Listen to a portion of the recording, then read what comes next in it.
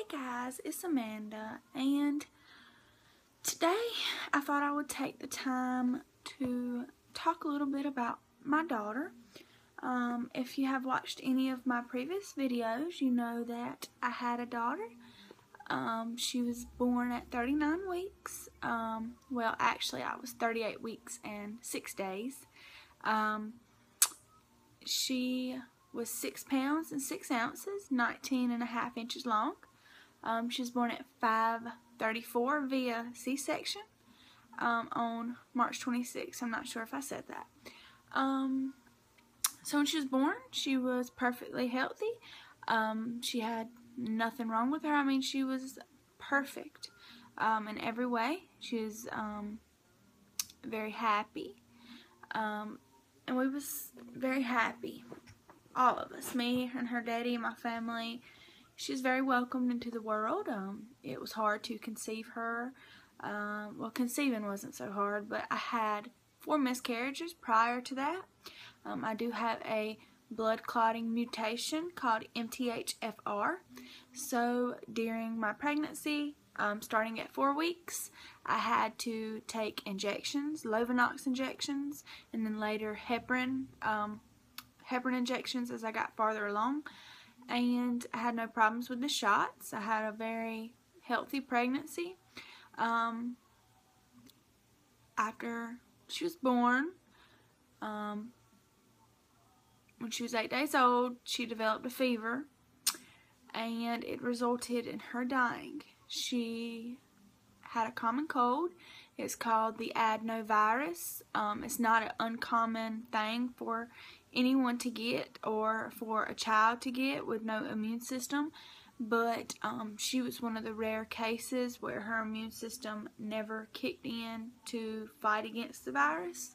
So it resulted in her getting double pneumonia in both lungs. She had pneumonia, and basically I've wrote this thing up when we was going through it, trying to keep my family and friends updated while we was in the hospital, and I thought it would be good for me to read it off. Mostly for me, because like as I sit here and think, it's so hard to remember all the little details. That's one reason why I did this, so that way I will never forget exactly what happened and everything we had to go through. It's been a while since I've read this, so if I get emotional or if I cry, I'm sorry. I will try my best not to, so that you can get the full story. So what I'm going to be reading off is my GoFundMe account on my iPad. When she was in the hospital, we stayed for 9 days, and I had a C-section.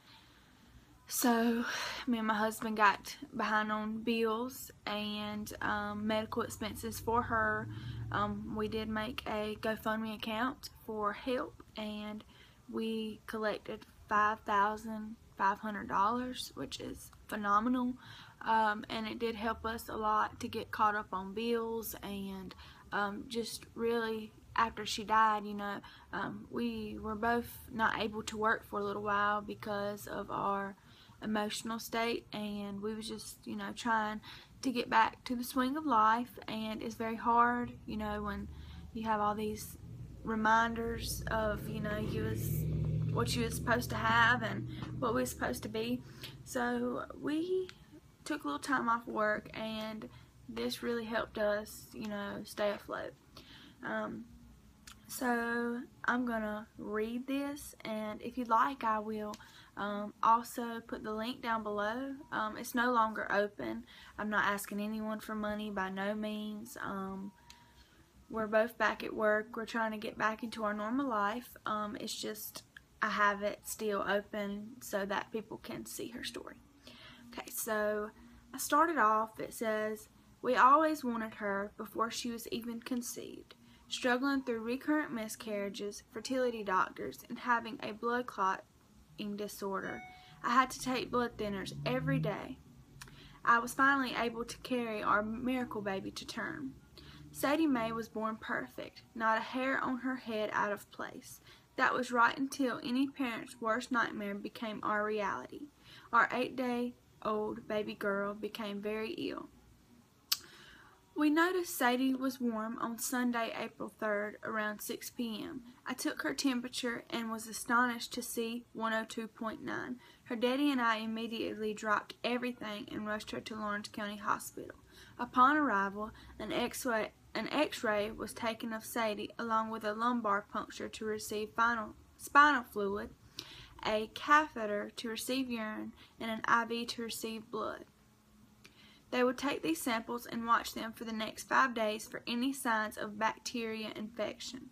After the samples were complete for the culture, she was rushed to Greenville Memorial Hospital by ambulance. I was allowed to be with her. Once we arrived, we were placed into the Children's Hospital in a normal room that they would keep a close eye on Sadie and give her Tylenol for fever. While in this room, more tests was given until we finally got the answers for the fevers. She had a virus called adenovirus, aka the common cold. On Thursday, April 7th, Sadie's temp trend began to look a lot better. It was going from a 103 and sometimes as high as 104 temperature to 101 to 102. The doctors discussed letting us go home this day, but they decided to evaluate her for one more night because she did not have any other symptoms. In just a few hours, Sadie began to grasp for air and struggle to breathe. A machine that reads oxygen levels was placed on her and it showed 83%. Anything over 92 is considered good. Sadie was placed on a 1 liter of oxygen at 100%, but it was soon not enough. She was then placed on 2 liters, but was still showing very apparent signs of struggle. After many doctors discussing the details with us, the ultimate decision was to move Sadie Mae to PICU. An X-ray was given to Sadie on her chest, and it showed pneumonia in her left lung. Here, they would give her high-flow oxygen to open up her lungs and help her breathe. She averaged receiving 55% oxygen and stayed on that all night. The next day, the oxygen was slowly turned up little by little. When we woke up Saturday morning, her oxygen was all the way to 100, which was the max setting, but she was yet still struggling to breathe. The decision was made to put Sadie on a ventilator. Okay, so I'm going to take a little breather, and I'm just going to tell you a little something. Up until she was put on this ventilator, I did not leave her side at all. I wouldn't take a shower, wouldn't brush my teeth. I mean, I was so scared. I did not want to leave her for 1 second. After she was put on the ventilator, I decided to go to the Ronald McDonald House, which is offered for parents who has a child in the hospital that is sick. So me and my husband went and we stayed there that night because, well, not that night. The first night she was on the ventilator, I stayed. But I got very scared because, like, she was, you know, sedated, obviously, and they was giving her these medicines, a paralytic, which makes it where she couldn't move, and another medicine that made it where she was basically in an induced coma. The reason they had to do that is because she was, like, breathing against the machine, and, like, every time her oxygen levels would change or any little change, they have to go and mess with the machines and do this and that. And I got to where I was just totally distraught. I mean, I could not sleep. I was not eating. I was just hysterically crying all the time. So I went to stay at the Ronald McDonald House, me and my husband, that night. And then we came straight back to the hospital that morning.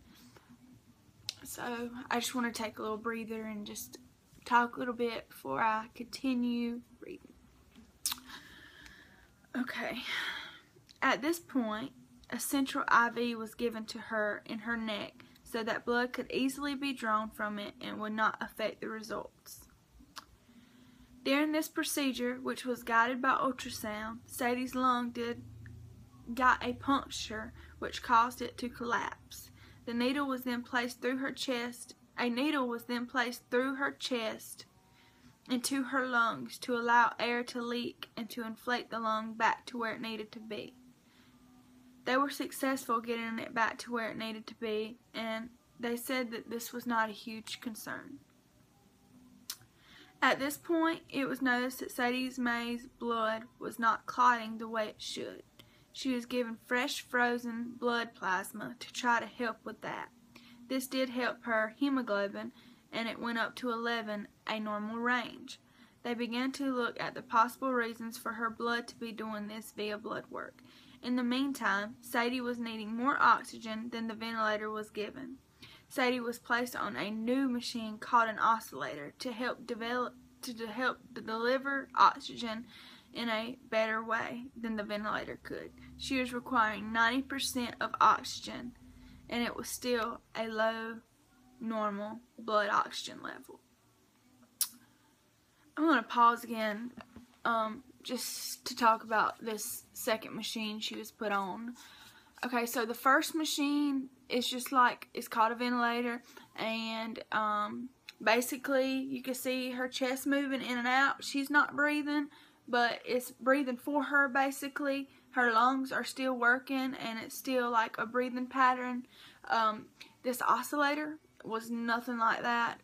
Basically it was very, very vile. Like that morning when I walked in and seen what this machine was doing to her, I broke down because it was awful to watch. I mean, they had her on her stomach because she did have the pneumonia, and they said, you know, if you're on your back, it'll settle. So, you know, they laid her on her stomach, and this machine basically, okay, so here's a table, and here's the baby, Sadie, and this machine was like doing this to her, to where she was like coming off of the table, where it was just pumping into her so hard that it was causing her to shake. And there's no breathing rhythm either. I mean, it's just putting oxygen in her hard.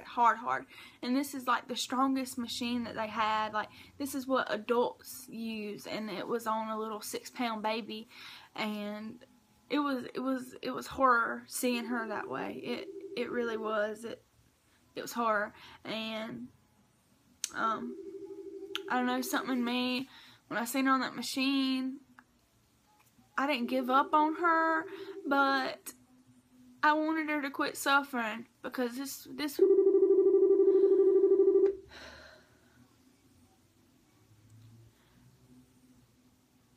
it was awful, that machine. And when I think about it, it really bothers me to think about. At this point, I was asked permission for Sadie to get a bone marrow biopsy to look more closely into the blood issue. It was highly expected that she had a immunodeficiency called hemophagocytic lymphohistiocytosis. I can't explain it. Let me breathe.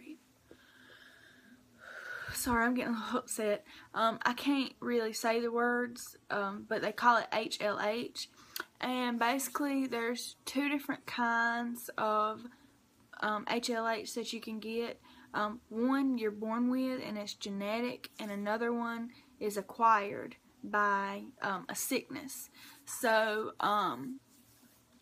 they said, you know, they look for these 5 components, and that's how they diagnose whether or not she has it. And so they basically said that she had the 5 components, but they were very weak. Like, it wasn't a strong 5, it was a weak 5.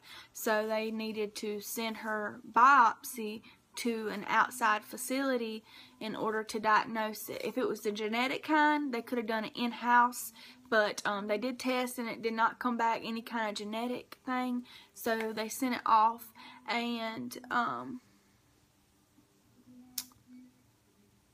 let me finish reading this because I don't know exactly what I put on here, and then I'll explain it more. Okay, so with this blood clotting, not blood clotting, I'm sorry, I keep saying that because I have that. With this immunodeficiency disorder, there's only a 10% survival rate by itself. So, say that she was just born with this and she didn't have these other things, the pneumonia, being sick, the chest tubes, all that. Say she didn't even have that. There's still a very low survival rate for that.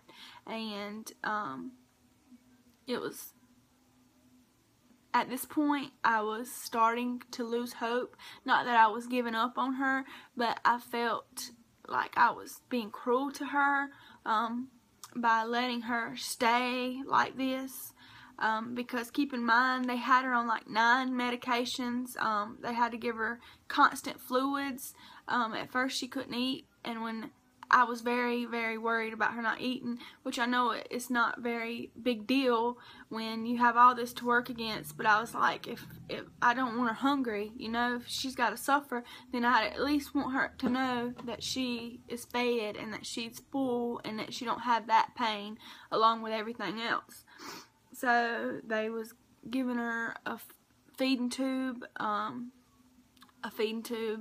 to let her eat, and she was eating my breast milk, but like they said, she didn't get the satisfaction of being full because the oxygen that she was on was being pumped in her so much that they was scared that if they put the feeding tube into her stomach that she may regurgitate, and if she done that, it can cause her to choke to death and die or get it in her lungs with already her problems.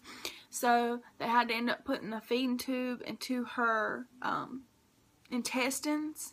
So basically, she still wasn't getting the full feeling, but she was getting the nutrients from eating, which made me feel a little bit better. Let's see. Okay, so the biopsy was sent to a facility in Cincinnati, which deal with children with HLH. Here they would look with a microscope and see what they thought about it, and basically they told me, it's not a strong 5, and they wouldn't know for a week, and they didn't know whether or not she had the time to wait on that. So he was like, we can wait, and chance if she does got this HLH, then she could die any minute, or go ahead and treat her for it and be safe than sorry. So at first, of course any parent would be like, okay, well, let's just treat it just in case, but that came with consequences. The medicine they was going to have to give her, the medicine that they was going to have to give her was a chemo, which is given like cancer patients, basically, but it could cause long-term effects such as leukemia. They told me that about 70% of patients that received this chemo would get leukemia, long-term leukemia. And it was so hard for me to choose, like, what if she doesn't have it, and I give her this medicine and she makes it out of this, and I gave her leukemia, I love her and I'd protect her and I'd take care of her, but I would always feel to blame that I got my baby sick. So I decided just to give it to her because I wasn't ready to let her go, and I wanted to fight for her as long as I could. If there was a possibility for my baby to come out of this in any shape, a life is a life, So I told him, I said, if y'all think this is right, y'all do what y'all think is right. Y'all do what's going to help her. So they gave her the leukemia, I mean, they gave her the chemo, and she responded well to it as far as they can see, but I mean, it's a gradual thing. Like, she only received 1 dose of it, so it would have been a, you know, it's not that you could see it right away that she's had something, or it's like something over time that develops with it working against her immune system, because basically her white blood cells was just going crazy at this point, and just, that's what the HLH is, going crazy and just destroying everything. I mean, good cells, bad cells, everything. And so they needed to up her white blood count, you know, so that way. So they gave her chemo, and they gave her the chemo, and they told me it can also cause problems with her organs. It can cause her to shut down, her organs to shut down, which they did not due to the medicine. I mean, they said if that was to happen, then it would be something that happened, you know, right away. So they gave her the medicine, and I stayed there with her, and she reacted fine to it, you know. She was pretty much staying the same. So then later, after they gave her the chemo, I stayed for a couple hours.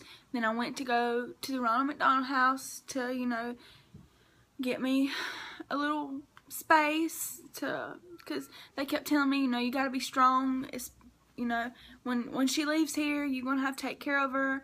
I just had a C-section, and I hemorrhaged, and I mean, there was just a lot. So I needed to take care of myself too. So I went to the Ronald McDonald House to rest for a little while. And when I went back later that day, she was still on 90% oxygen on the oscillator.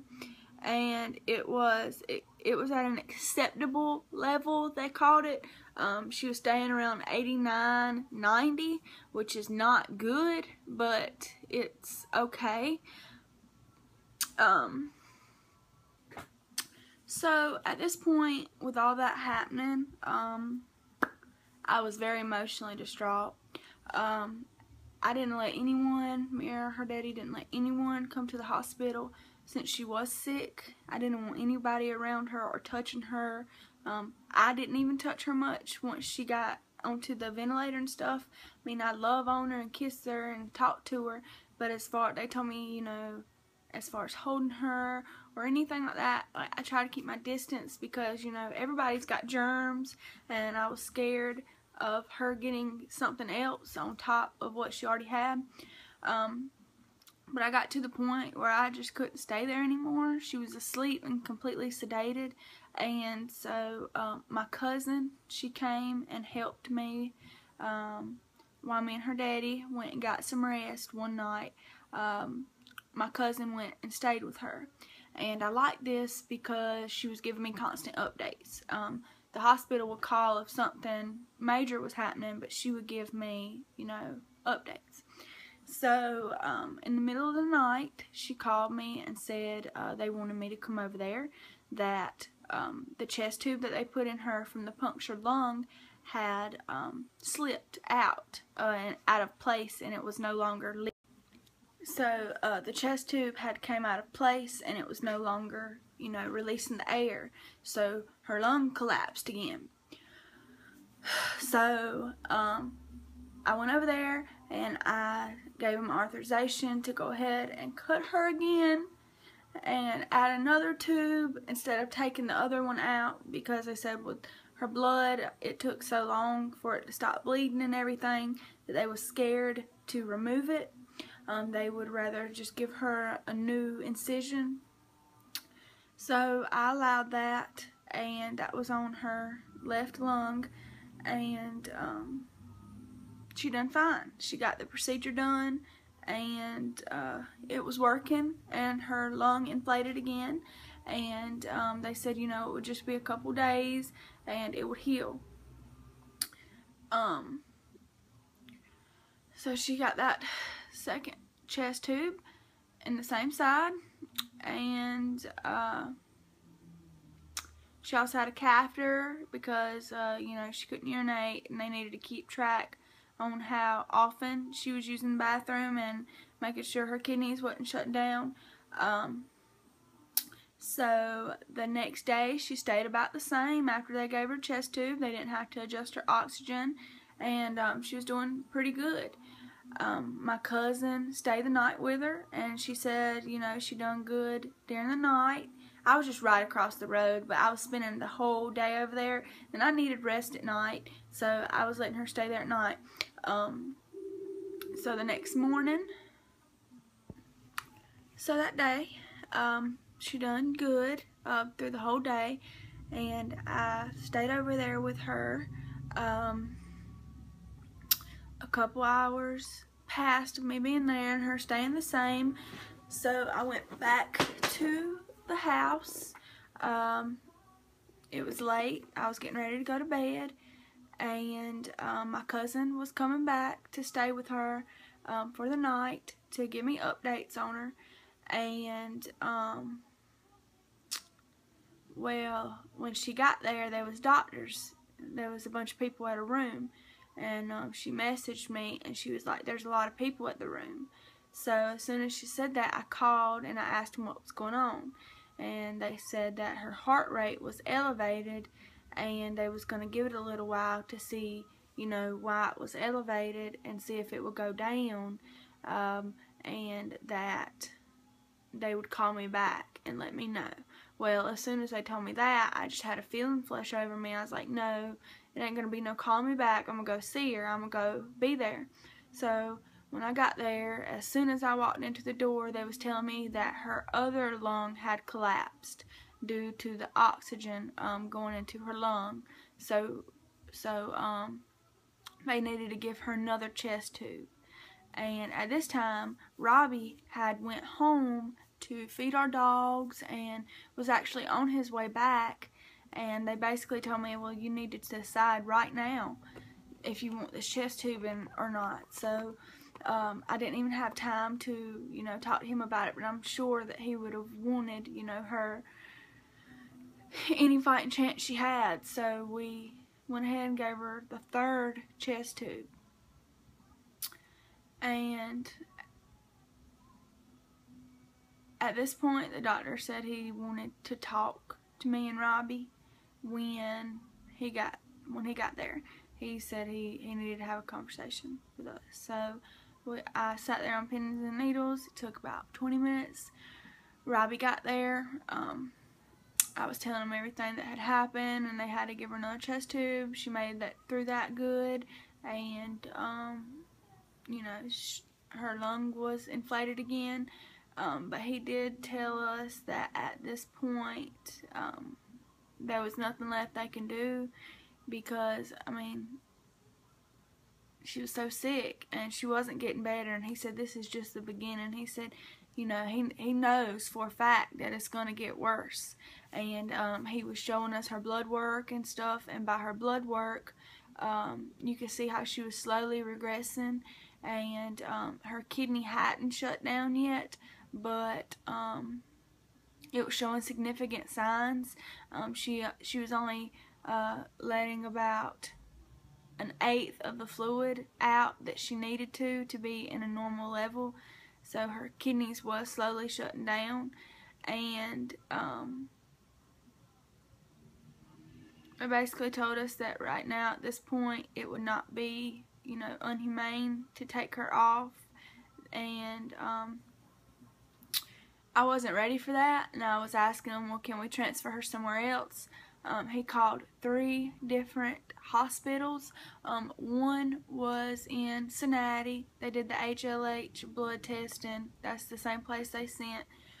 They denied her because they said they wasn't sure that she had it 100%, and she had other things going on also, and so they said no.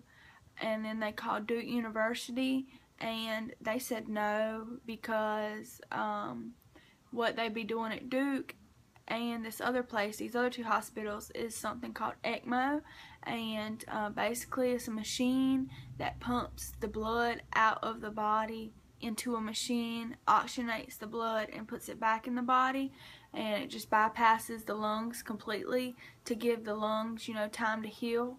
And so Duke said no, and then we had one other option, which was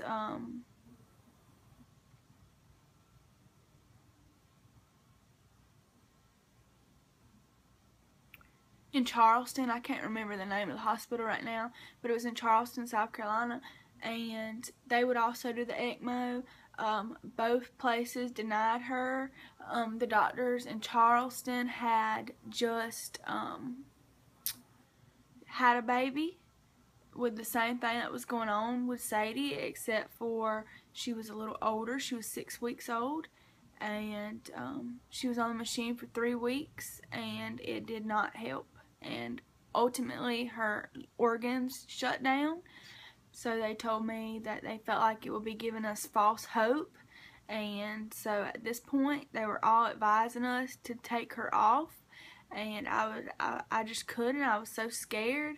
You know, at this point, Robbie had done made his mind up that he was ready to take her off because she was suffering, and from her not taking all that fluid and having all these medicines and fluid and eating, she had a lot of fluid on her to where her face was swollen, her eyes was like almost swollen shut, and like you could just tell where her skin was just tight to where she had so much fluid build up. And they said that was just the beginning. You know, they said that if we kept her on there, it would get worse, especially with her, you know, organs starting to shut down. Basically, there was no choice. It was just whenever we could take her off, or we could watch her suffer and die anyways. So I couldn't make the decision that night. I called my parents. Everybody came over there and seen me for a little while. I didn't sleep at all that night. And then the next morning, I woke up and I knew it was time. And she was still about the same from the night before, but she was a lot more swollen, and she still had not passed any fluid. She wasn't urinating, which is a big sign of liver failure or kidney failure. So we made the decision to take her off, and it was the hardest decision I've ever had to make in my life. You know, I wanted to keep fighting for her, but she was suffering. So they took her off, and I held her. And she was so heavy from all that fluid, and my husband, he wasn't going to hold her, but I held her for like a few seconds, and that night, let me say this first, that night before, when they told us we needed to make a decision and my husband wasn't there, I held her, and I sung to her, and I kissed her, and I told her I loved her, and that if she was ready to go, that Mama understood, and that I wanted her here with me. But if she was tired of fighting, that she could let go.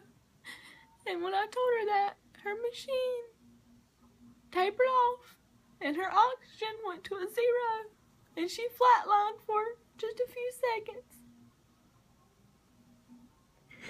And then it came back on. And I felt like she was telling me that it was time, that she was tired. And so that day, that morning, April 12th, I was holding her. And I asked him, I said, well, you know, is she going to die instantly or what? So I asked him, you know, what did I have to expect? Would she die instantly, or, you know, would it take a few minutes, or would she show any signs? And the doctor basically told me he can't tell me for sure, but as bad off as she was, he felt like she would go pretty quick. So they took her off the machine, and I picked her up, and she felt like she was already dead, honestly. I mean, she was still warm and stuff, but, you know, they done gave her all that medicine, and she wasn't breathing, and I could feel her heart beating, though. And on the machine, they had to keep the heart machine on there so they could see that, you know, when she flatlined and when she died, so they can time of death or whatever. And I held her for a few minutes, and her heart kept going on, and I was holding her, and her daddy was beside me, but he was scared to hold her because he was scared.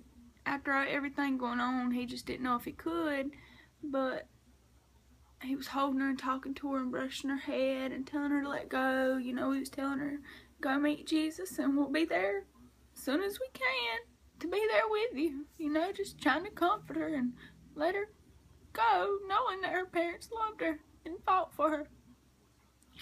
But then I asked Robbie, I said, baby, are you sure you don't want to hold her? I said, this is our last time. And he said yes. And as soon as he held her, he kissed her and rocked her, and she died. As soon as he got her. And I felt like she was waiting for her daddy to hold her before she went, so that she knew it was okay.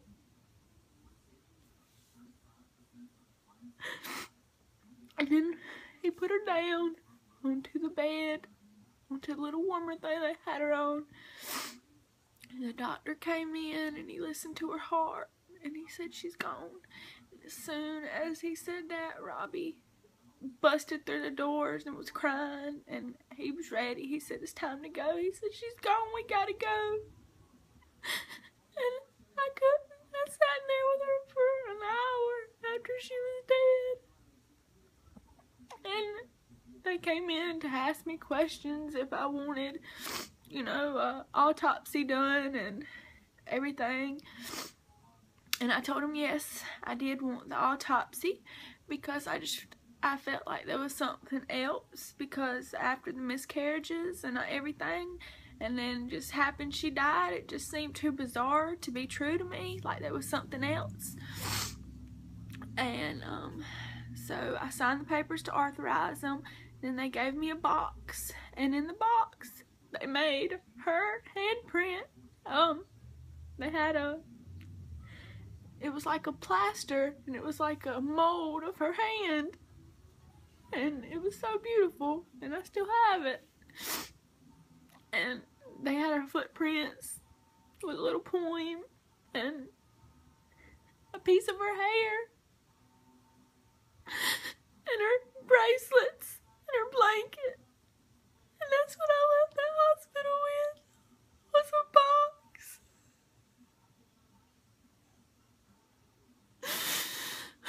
A box. And that's it. And so then, when I got the autopsy report, came back, she didn't have the blood disorder after all. She was just so sick. Like usually if somebody like you and I were to get a cold or the adenovirus, the levels in the body is a couple thousand, 2,000 or 3,000. Well, hers was 20 million. And it just done took over her blood, her body, her organs, everything. And she also had a fatty liver because of all the medicine. Her liver was 3 times the size it was supposed to be from everything that was given her. And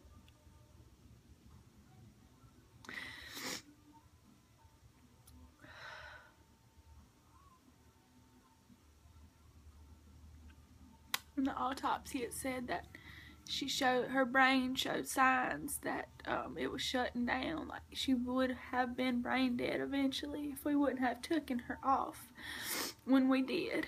And you know, and then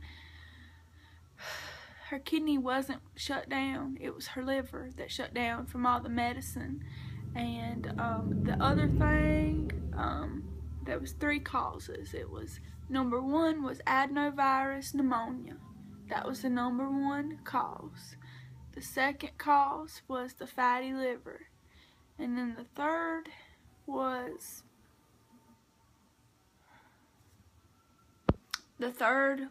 her thymus, which helps. It's a gland just like the thyroid, except it's like between your lungs, and it helps regulate your immune system.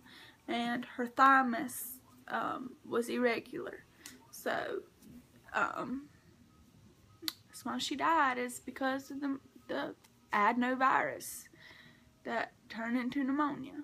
So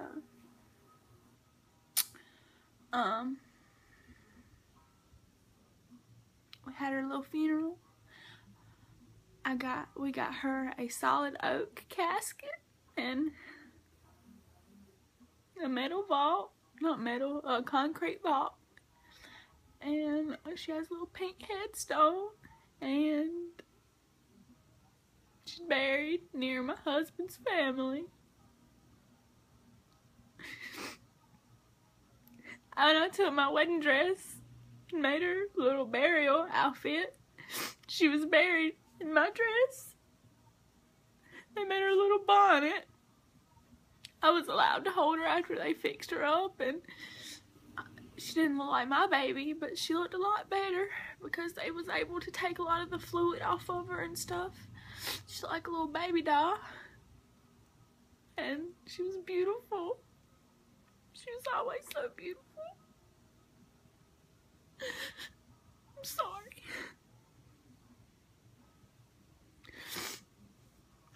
So, I just wanted this video for myself in the future, so I can never forget that fight that my baby fought. She was a fighter, and she is my hero. She's the strongest person I've ever known. I can only imagine what kind of woman she could have been. So, thank you for watching. Thank you for your support through my pregnancy and now. And me and my husband will have a baby one day, but we're not gonna rush it because I'm depressed and I need to give myself time. But I'm not giving up. She wouldn't want me to after everything. She'd want me to be happy. Thanks.